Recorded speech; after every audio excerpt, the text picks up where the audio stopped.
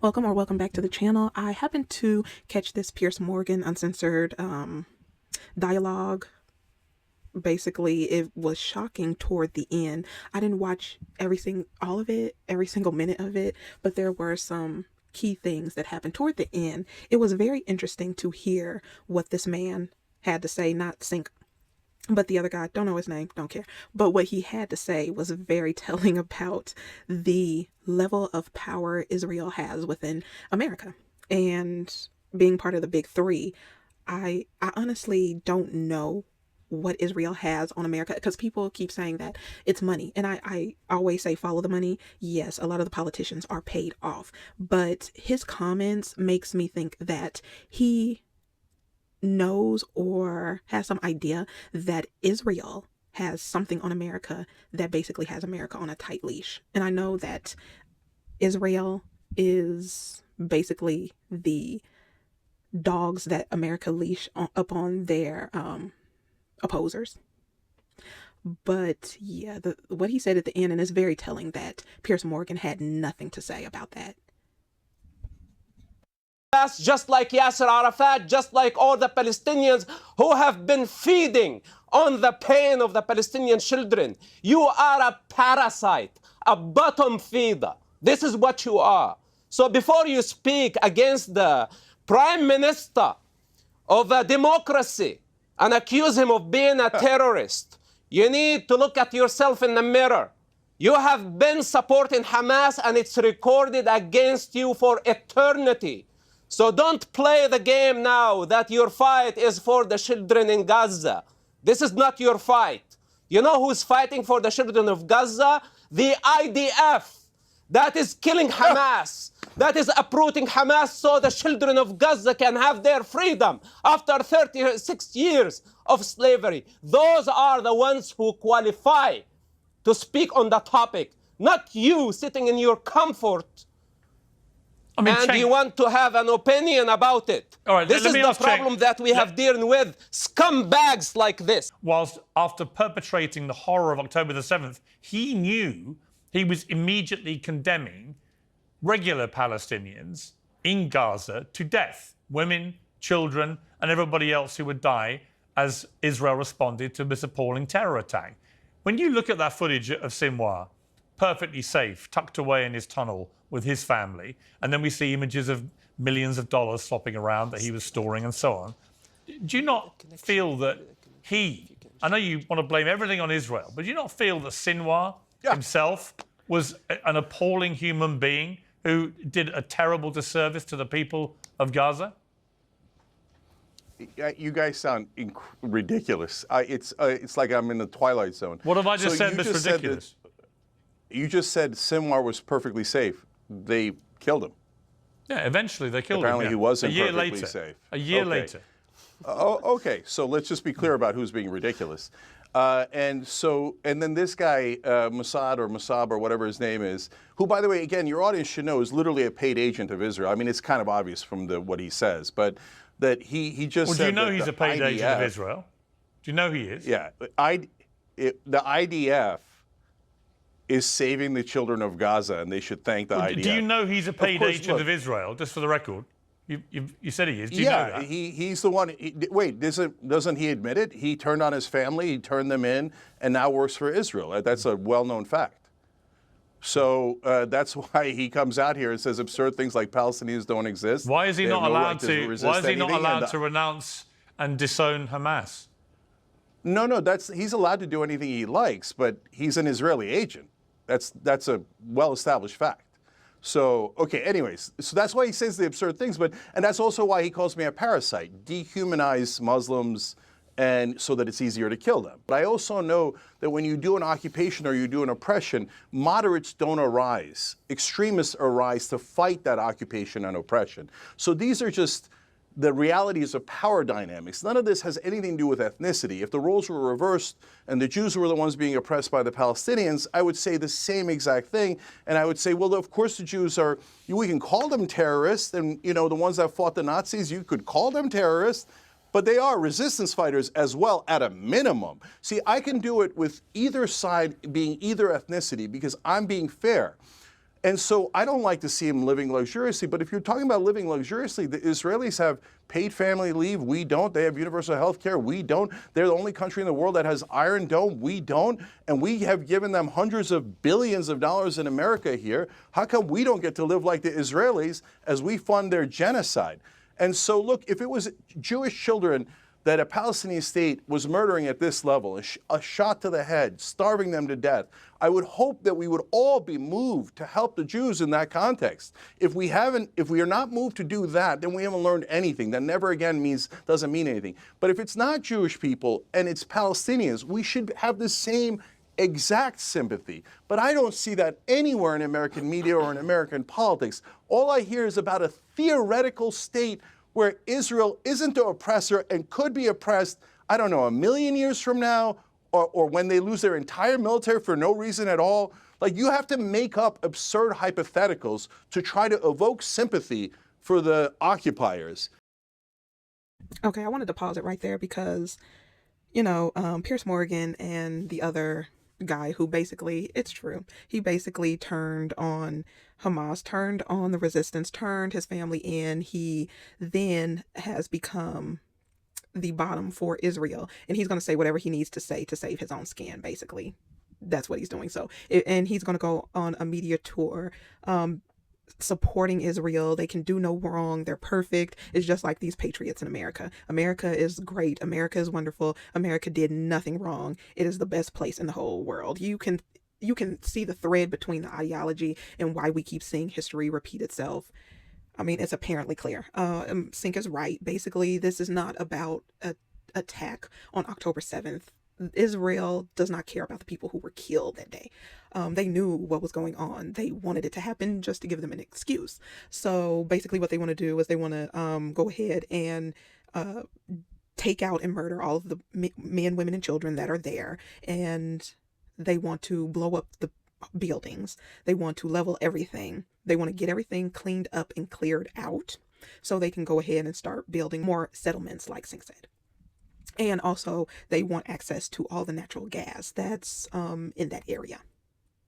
Because I forget exactly where it is. It's right off the coast. I can't remember the name of where it is, but it's always resources involved whenever they're trying to just sweep groups of people out of existence. And it's true. Benjamin Malachowski, who people call Benjamin Netanyahu, is a terrorist. He is putrid.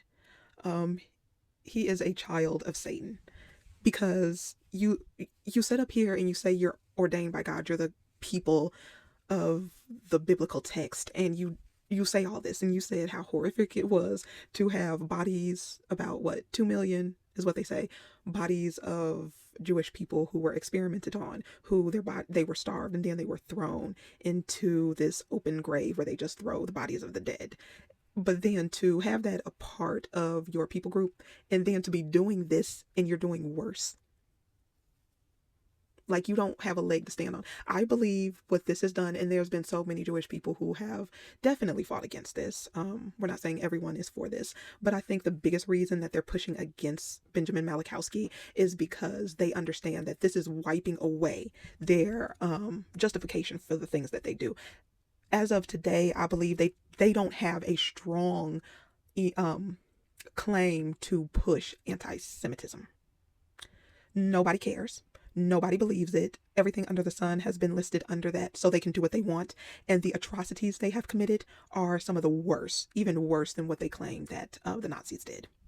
So what's happening is your leverage is slipping. And I think that's what a lot of Jewish people understand. The reason why they advocate for this to come to an end and this to stop, because people's their empathy for the Holocaust is getting less and less and less, just seeing the war crimes and how the IDF soldiers are doing things, but yet out of one side of your mouth you are glorifying the murdering of children, shooting them in the head, essaying the women and rolling over bodies while they're still alive, throwing them in mass graves and doing all this stuff, taking pictures, mementos, clothing, things like that to remember what you did. But then for you to say out of the other side of your mouth with your forked tongue, oh, have sympathy on us. We went through the Holocaust at the hands of Nazi Germany. There are so many cares not given, and people are starting to look at them a certain way. And he's over here defending. The worst part is he's defending the murder of women and children. There are some heinous things that have been shown in videos that the IDF have taken, that others have taken, saying they're running people over with tanks while they're still alive. Even the IDF soldiers are talking about what they're seeing is having an effect on them. It's that bad. But the entire Iranian regime is going to be history, sooner or later. And of course, your guests keep on trying to discredit me. They don't know that I'm coming from that hill, from the depth of it, to a degree that I can foresee the future. You can just go back to our first interview from the beginning of the war and what I told you, and what I have been telling you, and what I tell you now. The Iranian regime, that includes Ayatollah and the Iranian Guard, they are all targets. The next level is going to be massive assassinations in Tehran. Everybody who helped the attacks on October 7th, everybody who orchestrated the attacks against the Jewish people, everybody who helped sacrifice Arab and Jewish children, Persian children, Ayatollah, since 1979 until now, he enjoyed a free ride. But now, this is not going to continue for eternity. He's wanted, and he is going to be punished. The Iranian nuclear program is going to be destroyed. And anyone who gets in the way, it doesn't matter where they are, even if they are politicians in the West, they are going to fall. Because we cannot afford letting any Islamic entity, and I said this previously, and I mean what I say, and you need to take this very seriously. A person who has been launching ballistic missiles on a democracy while millions of children had to go to shelter again and again and again. Then he funded his proxies to destabilize an entire region. This type of lunatics cannot obtain mass destruction weapon. It's as simple as that. It's common sense. You don't need to be part of the Israeli intelligence to realize that Ayatollah with a mass destruction weapon is bad news. And I wanted to pause it right there because when I heard that part, it gave me pause. The most hypocritical thing that came out of his mouth is that the Israeli children are having to run to their bomb shelters. They have bomb shelters. They're not being shot in the head. They're not being shot in the leg and missing their leg, arms, and other extremities. They have food. They have shelter. It's a totally different experience between Israeli children having to hide and then come out and they still have their lives. All of these people and children are dying, suffering, and being maimed and pulled apart. Like, this is sick for him to sit up there and say, oh, the fear of the children. What about the Palestinian children? What about them? They have nowhere to go. They don't have bomb shelters and bunkers and anything. They don't have food and water. Wow, do you hear this? And I know I say wow, and it seems like it's shocking, but it's not. It's not shocking to me. Like I said, I see a thread through history, and I see a thread through these occurrences happening over and over. I'm not shocked. Come on, I'm a Black American. I'm not shocked by this. But just for him to be being a hypocrite on national TV is just like, wow. And he said out of his mouth that anyone who stands in the way of this, basically he threatened politicians in the West. And he said politicians in the West. That includes America. So this was my question of how much power do they think that they have? Because this is coming from an Israeli shill. So it's a small mouthpiece of Israel. So basically they feel like they have enough power to pay these people off. And if there are some people who don't want to take the money or they keep railing against them, that they can take their lives. Like, because there's no way that this one man is talking about he would do anything or he could take care of it. But I'm going to put this at the feet of this fake ass Israel government and quote unquote democracy. Is this something that they wanted to put out there to say that basically they have America by the balls and basically they're going to go along and get along and they're going to do what they want? Then that means there's more to it than the U.S. sitting back letting Israel do what it wants because it's some type of benefit in it for them. Yeah, I'm going to run that back. And anyone who gets in the way, it doesn't matter where they are, even if they are politicians in the West, they are going to fall because we cannot afford. Cenk, final word to you. Piers, did you hear what he just said? He threatened politicians in the West that if they don't agree with Israel's war against Iran, that they're going to fall. And remember, he's an Israeli agent. Are you saying Israel will murder politicians in the West or get rid of them politically through bribery or whatever else? What do you mean the politicians in the West will fall if they don't agree to back Israel's war against Iran? Yeah, we will not vote for them anymore. Oh, no, well, you don't vote for them now. You're not in our country. What do you mean the politicians will fall? We live in democracy, and we have the right to bring them up and to bring them down. Those who agree with Ayatollah, we don't want them in office. And all the sympathizers with terrorists like yourself, we don't want them even to be in our country. Who is we, and how are you bringing down politicians in the West if they dare to defy Israel? He doesn't want to say who it is because it would be Benjamin Malachowski, aka Netanyahu, and also his cronies. So, yeah. I can pretty much tell what they would do. They would expose things that they know. You know, I wouldn't be surprised if they don't hold state secrets, so. But he doesn't want to say how they would make the politicians fall and that they have such power and such reach to reach across the ocean and to take someone's career or what, threaten their family or what. And also, it seems to me that they wanted to include Lebanon and Iran, especially Iran. I think Lebanon was just, cannon fodder because they really want to go after Iran because they really don't want Iran to have a nuclear weapon because they know if Iran gets a nuclear weapon, it's over for them. Tell me how you're bringing them down. I already answered you that. Are you going to murder them or are you going to bribe them? Are you going to bribe someone else? Who are you going to do? And okay, so let me answer it because he's not. Look, the best case scenario, we've seen the worst case scenario. Buy an Israeli product, see how it turns out for you, okay? Now, the best case scenario for what he's saying there is, oh, no, AIPAC's going to come in and say, hey, if you work for Israel, we'll give you a lot of money, and now J Street too. If you don't work for Israel, we'll give that money to your political opponent and we'll eliminate you politically. And that is where we are here in America. And Piers, you can't deny it. I mean, right now, almost all of our politicians, their top donor is AIPAC. And so, in a sense, the United States is occupied territory. And now Mossad or whoever he is saying, hey, well, you better watch out. If you defy Israel at all and you don't pay for the war we're starting with Iran, there could be consequences for you if you're a politician in the West. And that is super scary. And this is the bullies that they are. They have tremendous power while pretending to be powerless. And I want to be super clear here, guys. I'm talking about the government of Israel. We're not, and the right wing, and they literally have terrorists in their cabinet, convicted in Israel of supporting terrorism.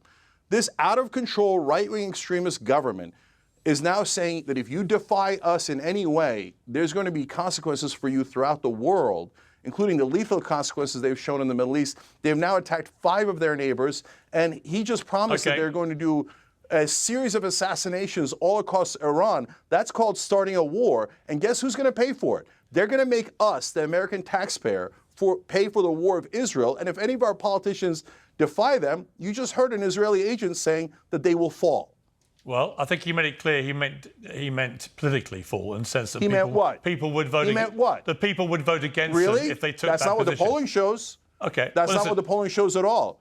So it has nothing to do with voting. That was a threat. I've got to leave it there. But and he's threatening me too. Let's be clear about that. No, he's not threatening Anyone who is against Israel, thugs like this, fascist thugs like this, threaten their very lives. They threaten their careers. They threaten to arrest them. All right. They threaten to fire them. It is cancel culture on a global scale. The sniveling little worm, Pierce Morgan, wanted to hurry up and end this program because he didn't have a comeback for what the dude was saying. That he didn't, because he did. He threatened Western politicians, whether that means threatening their lives or their family lives. You can do a lot of things. There's the information age. You can threaten them with information that they don't want to get out. They could threaten them financially with, yes, running another politician, getting them out of there. They could threaten them, like I said, threaten their very lives. And he did on a national program. And they, he so much has said it. So you know why the United States and its certain citizens don't care. They turn their backs. They really don't care. They're really okay with it. It's because Benjamin Malachowski is doing what the other two in the big three have done to obtain what they have today. But I'll go ahead and leave it right here. Let me know what you think about this whole interview. Do you believe Sink is in the wrong? Do you believe the other guest is in the wrong? What do you think about Pierce Morgan running off of there quick at the end of this, after Sink basically pointed out that United States politicians and also him were being threatened? I'll see you in the next one.